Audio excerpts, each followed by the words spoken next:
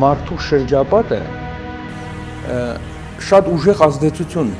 ունի մարդու հոգեկանի վրա, որտեղ հոգեկանը պատասխան է շրջապատող աշխարհին։ Նույնիսկ այդպիսի փոքր տարածությունը, ինչպիսին է Հայաստանը, բավականին բազմատեսակություն ունի։ Այդ առումով շատ հետաքրքիր հետազոտություն կա եւ մենագրություն, որը գրել է հայտնի ռուս հոգեբան Բորիս Դուշկովը, կոչվում է աշխարհագրությունը եւ հոգեբանությունը, որտեղ նկարագրված է եւ հիմնավորված է, որ իրոք աշխարհագրական գործոնը շատ կարեւոր է մարդու հոգեկանի վրա։ Այնպես որ այս առումով իհարկե որ մենք հայերս բնակվելով տարբեր տեղերում պետք է ինչ-որ տարբերություններ ունենանք, դա բնական բան է։ Ուղղակի այստեղ կարևորը հետևյալն է, որ այդ տարբերությունները չպետք է լինեն հիմք հակասությունների համար։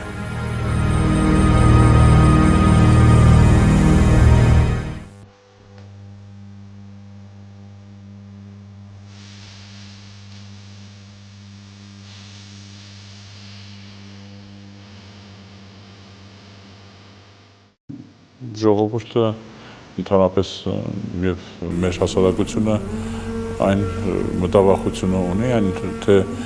մեր ազգի համար սա հատուկ երևույթ է, այսպիսի տարաբաժանվածությունները եւ հակադրությունները։ Նախ պիտի ասեմ, որ դա ճիշտ չի եւ իրականությունը չի համապատասխանում, սակայն բնականաբար այդպիսի տարաբաժանվածության երևույթները ունեն իրենց պատմական արմատները։ Ընդ որում, այս երևույթները հատուկ չեն եւ միայն Հայաստանում չէ, որ տեղ են ունեցել, քանզի այս երևույթները հատուկ են եւ տարածված են ամբողջ աշխարհում, Ճապոնիայից մինչեւ Իռլանդիա։ Այն փաստը, որ 19-րդ դար Գերմանիան մուտք գործեց 300 գերմանական պետություններով, խոսում են դրա քաղաքական տարաբաժանվածության, տարակարծության, հակադրության եւ միմյանցին պայքարի մասին։ Այնպես որ ասել, ես կուզենայի հատկապես շեշտել այս պահը եւ զգուշացնել, որ դա որևէ հայկական սինդրոմ չի, հայերին հատուկ չի դա։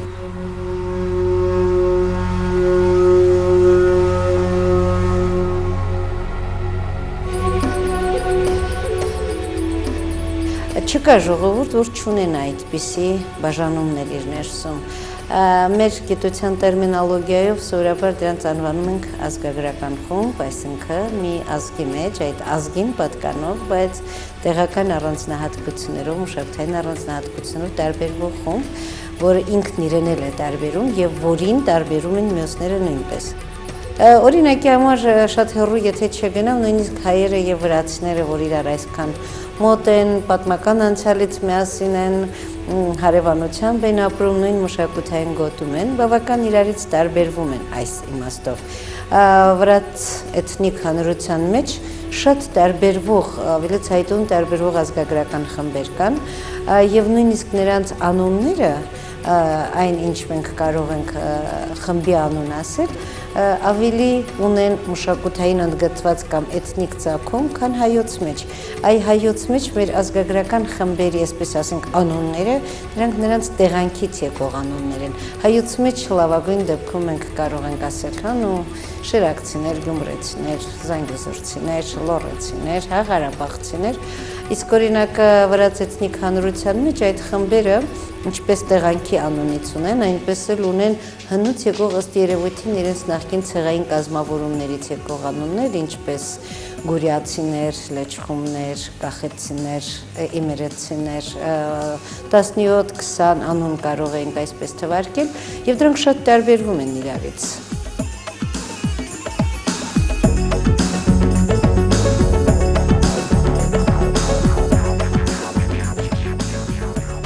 Գիտեք, շատ լավ կարելի է շահագործել դա։ Եթե մի քիչ բարձրանանք ոչ թե ներազգային, այլ միջազգային, կարելի է նկատել, որ բոլոր միջազգային կոնֆլիկտների հիմքում ընկած են ազգայինը, այսինքն ազգայինի խահարկելու միջոցով, ազգայինի յուրահատկության, այսպես ասած, առանձնահատկությունների միջոցով բաբախվում են երկու այս յուրահատկությունները։ Այստեղ նույնպես կարելի է վատ իմաստով կառավարելու համար կարելի է ստեղծել այսպիսի հակասություններ։ Կառավարման մեջ կա, եթե կառավարումը չի կատարվում բարձր որակով, ճիշտ գիտական հիմնավորված ուղղությամբ, կառավարելու ձևերից մեկը միշտ եղել է մարդկության պատմության մեջ միշտ եղել է, որ բաժանիր եւ տիրիր։ Այս գաղափարը միշտ իր հիմքում ունեցել է այս առանձնահատկությունների բաբախում։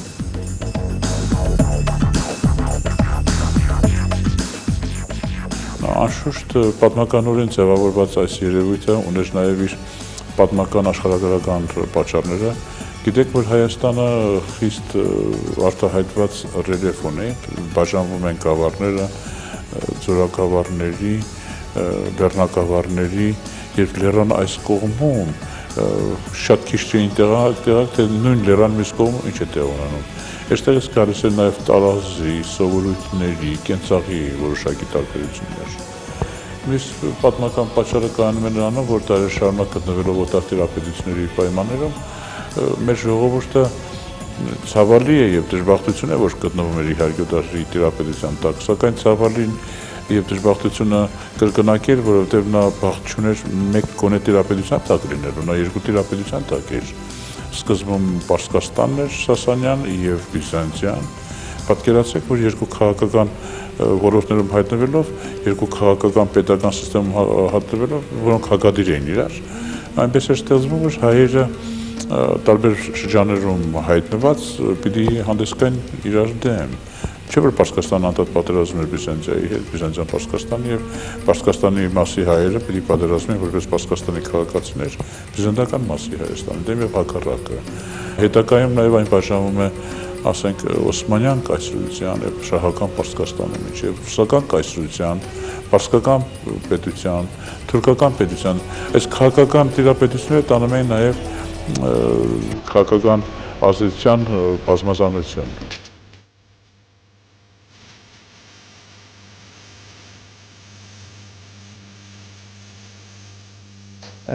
Բայց մյուս կողմից, տեսեք, հետաքրքիր փորձեր կան, օրինակներ կան, երբ որ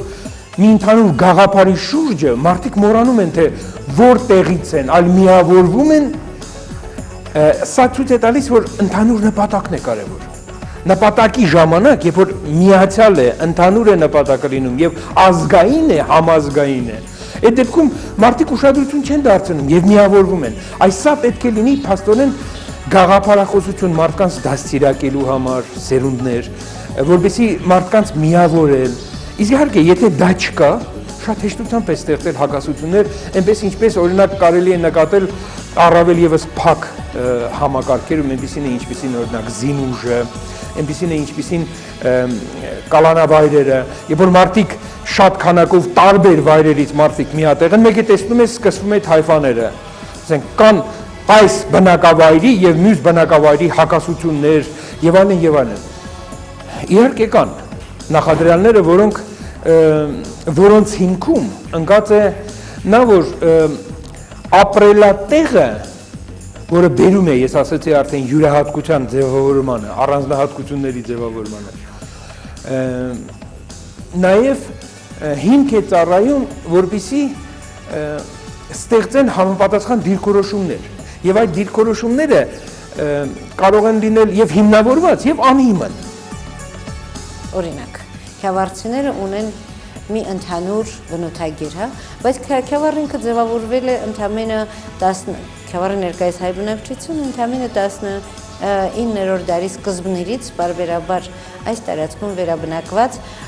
ալաշկերտցիներ, բայազետցիներ, բասենցիներ, վանեցիներ, դրանք շատ տարբեր են եւ նրանցից յուրաքանչյուրը ունի իր բնութագիրը, բայց Երևանցու աչքով, Շիրակցու աչքով դա մի հավաքական ամբողջություն է եւ հիմա քյավառցի բառը իր մեջ չտրոհելով այդ տարբերակումները ունի իր որակական բնութագիրը։ Սա նաև ուղղակի շփումների բացակայության հետևանքով կարող է, այսինքն տրված վերագրումը միջնորդավորված տեղ հասնելով ուղղակի շփումների բացակայության պայմաններում վերածվում ի վերջո ստերեոտիպի, կարծրատիպի, որը արդեն իր ինքնուրույն գոյությունն է ձեռք բերում։ Օրինակ ասենք, խոսքս գնում է Գյումրիի մասին, երբ որ հարցնում են, թե